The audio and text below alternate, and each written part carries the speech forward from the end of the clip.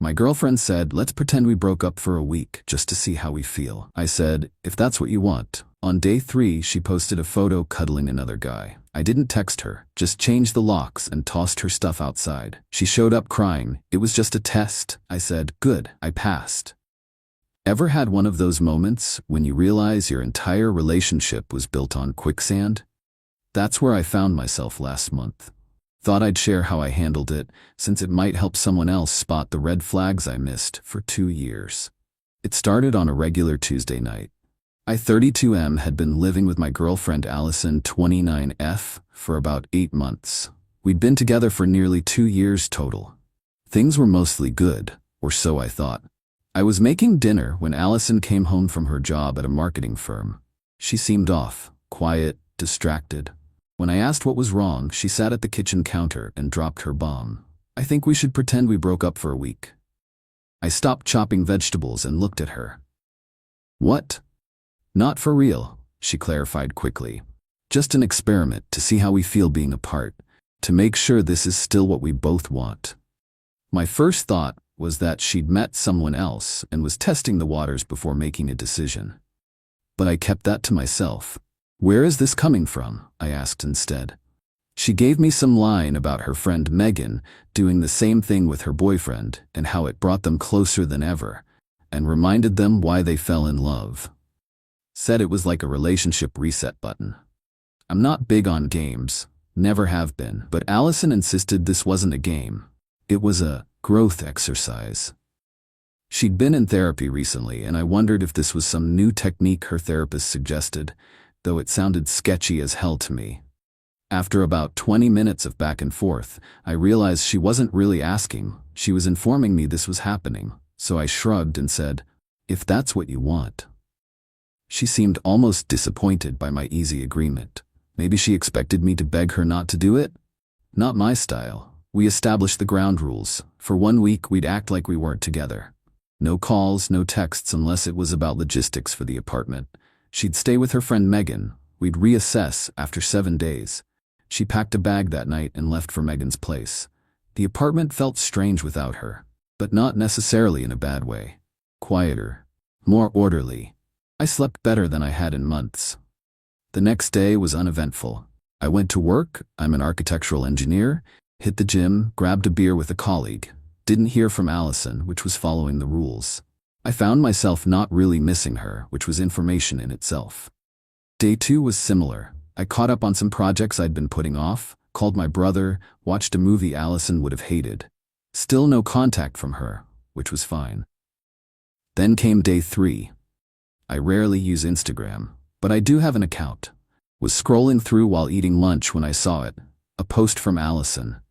She was curled up on a couch with some guy I'd never seen before. His arm was around her, her head on his shoulder. The caption, sometimes life surprises you with exactly what you need. I stared at the photo for a solid minute. This wasn't at Megan's place. The apartment in the background wasn't familiar. The timestamp showed it was posted that morning. So much for the relationship reset button. More like the test the replacement button. I finished my lunch, put the dish in the sink, and made 3 phone calls. First, to my landlord. I explained the situation and asked about my options regarding the apartment. Since both our names were on the lease, Ted, the landlord, explained I couldn't legally lock her out. However, he did mention that if she had actually moved out permanently, not just temporarily, we could discuss a lease modification.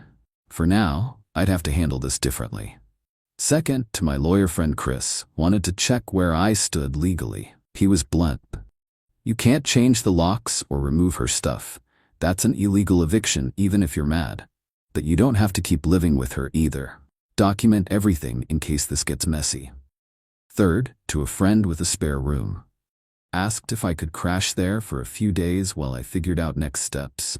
Ryan agreed immediately. I packed up some of my essentials, then went to our shared storage closet and pulled out Allison's suitcases. I carefully packed enough of her clothes and daily necessities to last a couple weeks, left them by the door, and sent her a text. The only one all week. Saw your Instagram. I've packed some of your things by the door. I'll be staying elsewhere for a while. Please come get your stuff. We're done. Then I muted her number and headed to Ryan's place. I didn't hear anything that night. The next morning, Ryan and I grabbed breakfast before work, and he helped me start looking at short-term rental options. I wasn't about to keep living with someone who'd pull that kind of stunt, but I also wasn't going to do anything illegal. Around noon, I got a text from Allison. WTF, we're on a break, not broken up. Where are you? I didn't respond. Let her stew in the uncertainty she created. After work, Ryan came with me to check on the apartment. Allison wasn't there, but the suitcases I'd packed were gone. I grabbed a few more of my things and left again. The next day, I spoke with Ted again about my options. He said that legally, the best approach would be for one of us to formally request removal from the current lease and sign a new one. The person staying would need to qualify for the rent on their own income. Given my steady job and perfect payment history, he was fine with me taking over the lease solo if that's what we decided. Allison finally called that evening, and I answered. Time to end the games. You said we were broken up for a week, I replied calmly. I said pretend. It wasn't real. It was just a test. A test you failed when you posted yourself cuddling with another guy after only 3 days. That wasn't. Jordan is just a friend from work, she stammered. I don't care if he's the Pope. We're done. She started crying harder. It was just a test to see if you cared enough to fight for us. And there it was, the real reason for this whole farce. Not a relationship reset, but a manipulation tactic to make me prove my devotion. All the pieces clicked into place. The weird mind games over the past few months, the manufactured fights that came out of nowhere, the constant need for reassurance. Well, good news, I said. It was a test and I passed. I respect myself enough not to be with someone who plays games like this. You can't just break up with me over this, she said, shifting tactics. We have a lease together. You can't make me leave. You're right about the lease, I acknowledged. I've already talked to Ted. One of us can take over the current lease if we both agree and the remaining person qualifies financially. Or we can both move out. Your choice. But either way, our relationship is over. Allison looked stunned that I'd already thought this through. So that's it? 2 years together and you're just done because of one mistake. This wasn't a mistake. It was a deliberate choice to manipulate me, and when that didn't work, to hurt me. So yes, I'm done. Eventually we agreed that I would take over the lease. Allison would officially move out, and I would be the sole tenant going forward. Ted drew up the paperwork the next day, and within a week, the apartment was legally mine alone. It cost me an additional security deposit and some fees, but the clean break was worth every penny. Over the next few days, Allison came with her friend Megan to collect the rest of her things while I made myself scarce. I had documented everything with photos before she arrived, and after she left to make sure there were no issues. Over the next few days, the texts continued, swinging wildly between rage and pleading. I responded only to practical matters, when she could pick up her mail, arrangements for the lease, etc. After about a week, she seemed to accept it was over. Then came the social media campaign, vague posts about betrayal and men who can't handle strong women. Mutual friends started calling, asking what had happened. I told the truth, simply and without embellishment. Most understood, a few took her side. I let them go too. 2 weeks after the infamous test, I ran into Jordan, the guy from the Instagram post, at a coffee shop. He recognized me, looked uncomfortable, and then approached my table.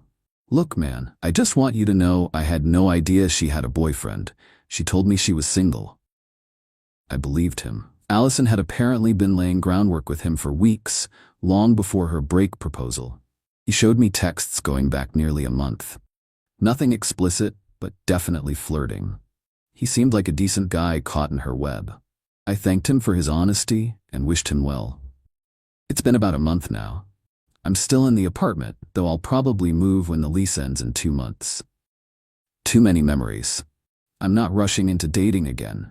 Need some time to calibrate my radar after missing so many warning signs with Allison. Last I heard, she's not with Jordan either. According to mutual friends, he backed off after learning the full story. She's telling everyone who'll listen that I'm the villain who threw away a great relationship over one little mistake. But here's what I know. Anyone who tests your love through deliberate manipulation doesn't really want a partner. They want a possession, a puppet, a prop in their personal drama. And life's too short for that nonsense. So if your partner ever suggests pretending to break up as a test, save yourself some time and make it real on the spot. Some tests you pass by walking away. Update, 3 months later. Hadn't planned on updating, but there have been developments worth sharing. First, the apartment situation resolved itself well. After completing the lease transfer, Ted offered to let me transfer to another unit in the building, a smaller one-bedroom that had just been renovated, if I wanted a fresh start.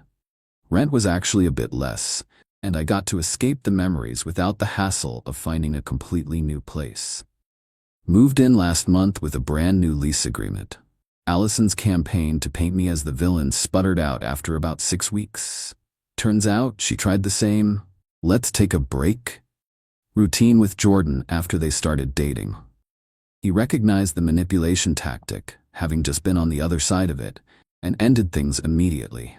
When he shared that story with mutual friends, it pretty much killed any sympathy for her version of events. The most interesting development came from an unexpected source. Allison's previous boyfriend, Eric. He reached out to me through a mutual friend after hearing what happened. We met for a beer, and he told me she'd pulled similar stunts throughout their 3-year relationship. The final straw was when she tested him by saying she was flying to visit her sister, but actually checked into a hotel in town to see if he'd cheat, thinking she was away. When he didn't, she was actually disappointed. She creates problems to feel important, Eric explained. If things are stable, she gets bored and needs to manufacture drama. That conversation was weirdly cathartic. Confirmation that the problem wasn't me failing some legitimate relationship test, but her unhealthy need for emotional chaos.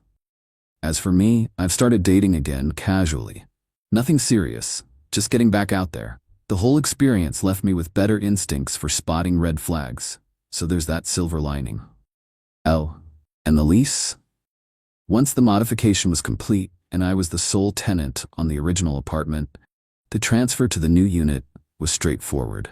Allison tried to argue she should get half of my security deposit back.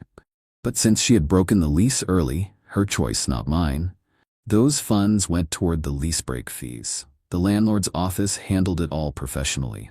The last I heard about Allison, she's taking time to focus on herself. Based on her social media, that means posting inspirational quotes about knowing your worth and how the right person won't make you question their love. The irony is almost poetic. Some people asked if I regret ending things so abruptly, instead of trying to work through it. Not for a second. What Allison did wasn't a momentary lapse in judgment, it was a calculated test of how much manipulation I would tolerate. Finding out the answer was none seems to have been educational for her. Consider this case closed. Sometimes the trash takes itself out, it just needs a little help with the door.